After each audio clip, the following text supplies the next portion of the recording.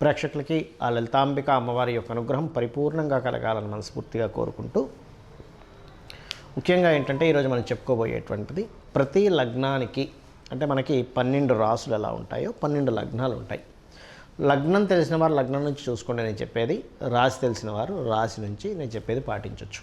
అయితే ఈ వీడియోలో మనీ ఫైనాన్షియల్గా అంటే ధనపరంగా మీరు అభివృద్ధి కావాలి అంటే మీ లగ్నరీత్యా లేదా మీ రాశిరీత్యా ఎటువంటి విధి విధానాలు పాటించాలి, ఏ దేవత ఆరాధన చేసుకోవాలి, గోవుకి ఏం తినిపించాలి, ఎటువంటి నియమాలు పాటించాలి అనేటువంటిది స్పెసిఫిక్గా ఒక్కొక్క లగ్నం నుంచి వస్తుంది. ఆ రకంగా మనం దీంట్లో కొంతమందికి మరి అందరికీ డేట్ ఆఫ్ బర్త్ ఉండాలని లేదు, టైం ఉండాలని లేదు, నక్షత్రం తెలియాలని లేదు. వాళ్ళు కూడా ఏం చేసుకోవాలో వీడియో ఆఖరిలో చెప్తాను.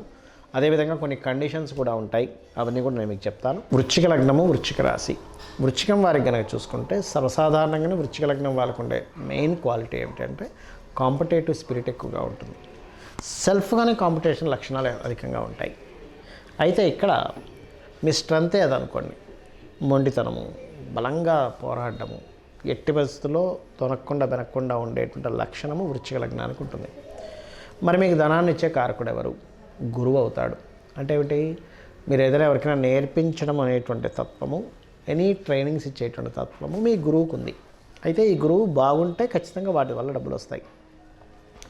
గురుగ్రహం సరిగ్గా లేదు అనుకోండి, అంటే ఏ శనితోనో లేకపోతే పాపగ్రహాలతోనో పాపకత్తిరితోనో ఉందనుకోండి, అప్పుడు మీరు నేర్పించడం ద్వారా వీటి ద్వారా కొంచెం తగ్గుతూ ఉంటుంది దాని ప్రభావం అనేది. అప్పుడు ఏం చేయాలంటే ఎప్పుడైనా చూడండి, మన బాడీలో మీకు పలానా వైటమిన్స్ తక్కువ ఉన్నాయండి, మీకు పలానా బ్లడ్ తక్కువగా ఉందండి, మీకు పలానా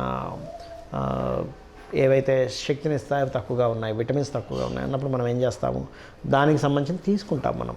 అలాగే ఇక్కడ ఏమిటి, తీసుకునే పద్ధతి ఎప్పుడు ఎలా ఉంటుంది, దేవతలకి మనం ఇస్తే ఆ దేవతల ద్వారా మనం పొందుతాం. This is a cycle.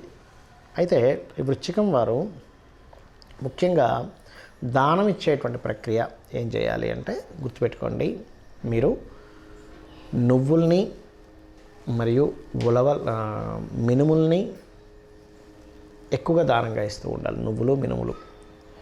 అలాగే మీరు నవగ్రహాల్లో గుర్తుపెట్టుకోండి, కుజ రవి గ్రహాలు, వీలైతే గురుగ్రహం దగ్గర కూడా కుజ రవి గురుగ్రహాల దగ్గర దీపారాధన చేసి ఒక 9 ప్రదక్షిణాలు చేసుకొని, అదే ఆలయంలో ఉన్న స్వామివారికి ఒక 3 ప్రదక్షిణాలు చేసుకొని కూర్చొని అక్కడ మీరు చక్కగా సూర్యుణ్ణి స్కందుణ్ణి ఆరాధన చేయండి.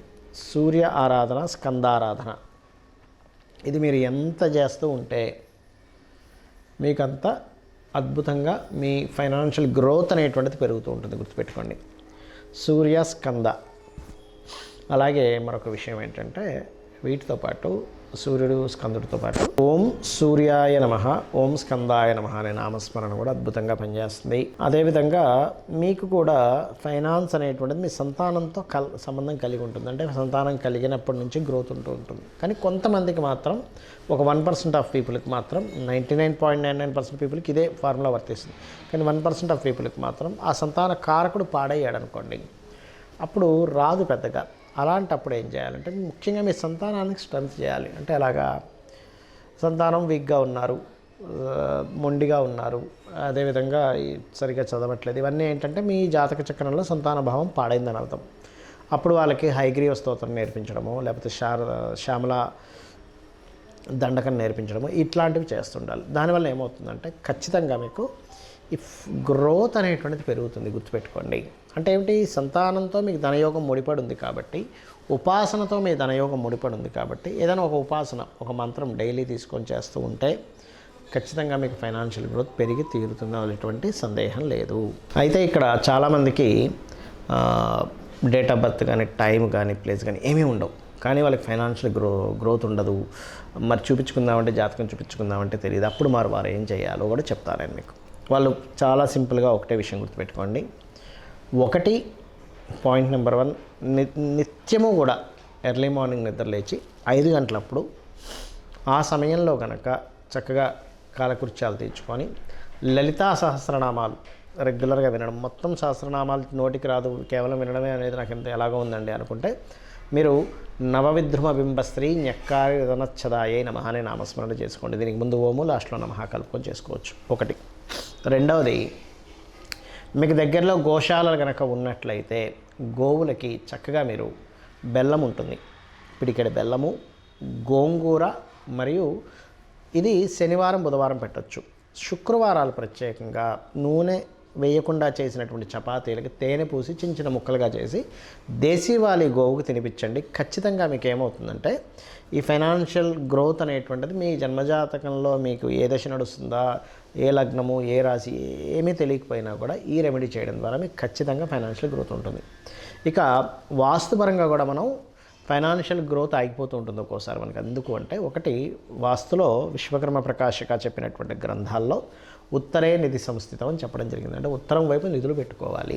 చాలామంది తెలియక ఏం చేస్తారంటే వాస్తుపరంగా ఉత్తరంలో ఎక్కడా కూడా వీళ్ళు మనీ పెట్టరు. అదే కాకుండా ఉత్తరంలో రెడ్ కలర్స్ వేయడము, అగ్ని సంబంధించినవి పెట్టడం ఇలాంటివి చేస్తుంటారు. ఎల్లో కలర్స్ వేయడం ఇవి వేయకండి. ప్యూర్ వైట్ కలర్ ఉండేలా చూసుకోండి. లోపల వైపు అంటే ఇంటి లోపల వైపు ఉత్తరం గోడకి, అలాగే ఉత్తరం మధ్యలో చిన్న లాకర్ లాంటిది పెట్టుకుని అందులో కొన్ని డబ్బులు పెడుతుండండి, లేదా చిన్న డబ్బీ పెడితే పెడుతూ ఉండండి.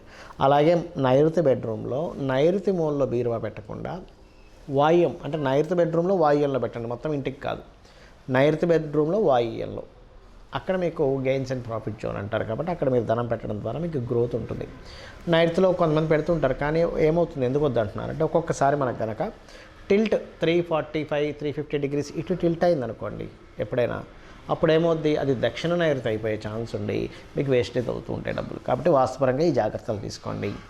ఇంట్లో ఫైనాన్స్ ప్రొడ్యూస్ అవ్వడానికి ఆగ్నేయంలో పర్టికులర్గా మొక్కలు ఎక్కువగా పెంచుతూ ఉండండి. గ్రీన్ కలర్ బల్బ్ ఒకటి పెట్టండి. అలాగే స్టవ్ కింద కూడా గ్రీన్ టైల్స్ పెట్టండి. ఇప్పుడు దీనివల్ల ఏమవుతుందంటే బెనిఫిట్స్, అదేవిధంగా కుబేర స్థానాన్ని మీరు చక్కగా క్లియర్గా చేసుకుంటున్నారు, మనీ ప్రొడ్యూస్ అవ్వడానికి ప్లానింగ్ చేసుకుంటున్నారు వాస్తుపరంగా. ఈ జాగ్రత్తలు తీసుకోండి.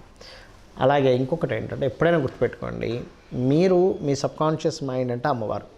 మీరు ఎప్పుడు కూడా నెగిటివ్ మాట్లాడే వాళ్ళతో ఫ్రెండ్షిప్స్ కానీ, నెగిటివ్గా థింక్ చేసే వాళ్ళతో మాట్లాడడం కానీ అస్సలు చేయకండి. డబ్బులు సంపాదించాలనుకునేవారు, ఎందుకంటే ఎంతసేపు వాళ్ళు ఏం చేస్తారు, ఎవడెవడైతే లాస్ అయ్యారో ప్రపంచంలో లాభం అనేది ఖచ్చితంగా జరుగుతుంటాయి ప్రతి మనిషికి. కొంతమంది బిజినెస్లు బాగా రాణిస్తారు, కొంతమంది అద్భుతంగా చేస్తూ మరి సడన్ డౌన్ అవుతారు, రకరకాలు జరుగుతూ ఉంటాయి.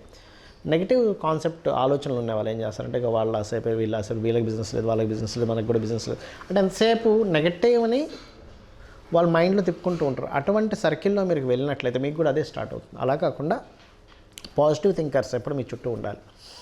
మీరు ఎప్పుడు కూడా ఒక పుస్తకం పెట్టుకొని చక్కగా దాంట్లో ఇవాళ నేను నా టాలెంట్, నా స్కిల్స్ ఎంత పెంచుకుంటున్నాను. ఎప్పుడైనా గుర్తుపెట్టుకోండి, ఫైనాన్స్ అనేది దేంతో లింకప్ అయి ఉంటుందంటే మీ స్కిల్స్తో లింకప్ అయి ఉంటుంది. సో స్కిల్స్ పెంచుకునే పని చేయండి. నేను ఇంకా ఏ స్కిల్స్ పెంచుకోవాలి, బికాజ్ ఆఫ్ ప్రతి సొసైటీకి కావాల్సింది ఏంటంటే నాకు పలానా స్కిల్స్ ఉన్న వ్యక్తిని నేను పెట్టుకుంటాను, నేను ఉద్యోగంలో తీసుకుంటాను అని అనుకుంటూ ఉంటాడు, వాళ్ళని కన్సల్ట్ అవుతాను అనుకుంటూ ఉంటాడు. స్కిల్సే ధనము అనే విషయాన్ని మీరు అర్థం చేసుకోవాలి. స్కిల్స్ లేకపోతే నిర్ధనము. అది ఎటువంటి స్కిల్స్ అయినా, ప్రపంచానికి ఎటువంటి స్కిల్స్ అవసరం, ఇప్పుడు ఏ నీడ్లో ఉంది దాంట్లో ఆలోచించండి. ఇంకొకటి ఏంటంటే మీరు ఏదైనా ఒక బిజినెస్ చేయాలనుకుంటే పర్టికులర్గా మీ పర్సనల్ చార్ట్లో మీకు ఏ గ్రహం ధనం ఇస్తుంది ఈజ్ మోస్ట్ ఇంపార్టెంట్. ధనాన్ని ఇచ్చే గ్రహం ఎవరు, మీకు యాక్టింగ్ మూలంగా ఉందా, ఫైనాన్స్ మూలంగా ఉందా, ఫుడ్ మూలంగా ఉందా, కమ్యూనికేషన్స్ మూలంగా ఉందా, రియల్ ఎస్టేట్ మూలంగా ఉందా, క్రియేటివ్ మూలంగా ఉందా, లేకపోతే కొంతమంది చూడండి మ్యారేజ్ బ్యూరోస్ పెడుతూ ఉంటారు, లేదా రీసెర్చెస్ చేస్తుంటారు, డయాగ్నోటిక్ సెంటర్స్ ఉంటాయి, schools, colleges, consultancy centres, job consultancy centres, అబ్రాడ్కి పంపించేవి, ఇలాగా 12 భావాలకు సంబంధించి ఉంటుంది. ఆ 12 భావములలో మీకు ధనాన్ని ఇచ్చే గ్రహం ఎవరయ్యారు, ఎవరికి పోర్ట్ఫోలియో వచ్చింది, ఎవరి ద్వారా మీకు డబ్బులు వస్తాయి ఈజ్ మోస్ట్ ఇంపార్టెంట్. ఇది తెలుసుకోండి ముందుగా. చాలామంది మిస్టేక్ ఎక్కడ అవుతారంటే ఎప్పుడు డబ్బులు వస్తాయి, వేటి ద్వారా డబ్బులు వస్తాయి, ఎప్పుడు డబ్బులు పోయే యోగం ఉందని చాట్లో తెలుసుకొని చేసేవాళ్ళు ప్లానెడ్గా వాళ్ళు సక్సెస్ అవుతారు. ఆ తెలియని వాళ్ళు ఇబ్బంది పడతారు. సింపుల్. ఎలా అంటే మనం రోడ్డు మీద నడుస్తున్నాము, అక్కడేదో ముళ్ళు ఉంది, అలాగే నడుచుకుంటూ వెళ్ళాము, ముళ్ళు కాలు గుచ్చుకుంటుంది. చూసి పక్క నుంచి వెళ్ళాము, మనకు ముళ్ళు గుచ్చుకోదు, ఇబ్బంది పడం. సేమ్ యాజ్ ఇట్ ఈజ్ కాలం అనే ప్రయాణంలో ఎప్పుడు ఎక్కడ మనకి ధన సంబంధించిన ఇబ్బంది వస్తుంది, ఎక్కడ మనకి గ్రోత్ ఉంటుంది, ఈ పాయింట్ యాస్ట్రాలజికల్గా చాలా స్పష్టంగా ఉంటుంది. ఇది కనుక తెలుసుకోగలిగితే అద్భుతాలు సాధించగలుగుతారు.